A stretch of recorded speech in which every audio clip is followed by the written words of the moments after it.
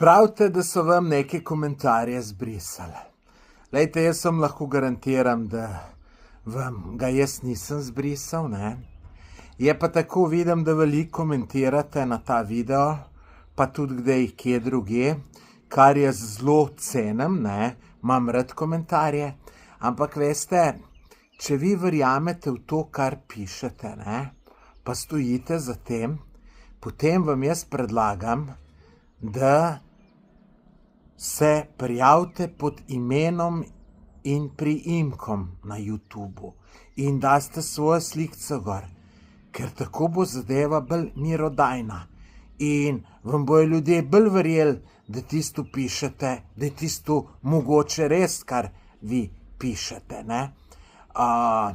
Lejte, nekomu, ki se pa svoje mnenje ne upa povedati pod imenom in priimkom pa svojo profilno slikco, lejte, takmu pa jaz čist nič ne verjamem, ker še on sam sebi ne verjame.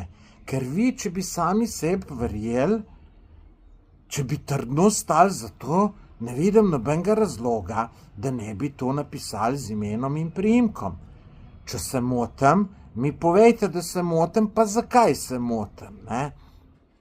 To je tako, ne vem, da bi jaz neka svoja mnenja izražal tam nekje z nekim fake profilom. Vidite, jaz vse povem z imenom, priimkom in svojo faco.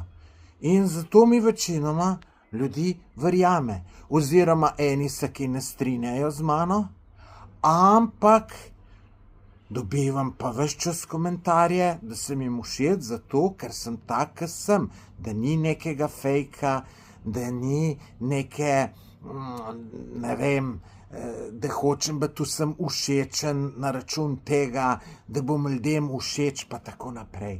Tako da, lejte, jaz vam predlagam, da čim prej si daste ime, priimek in svojo prikazno slikco, potem pa komentirajte. Bom zelo rad vaše komentarje prebral, tako jaz mislim. Kaj pa vi mislite, dragi gledalci?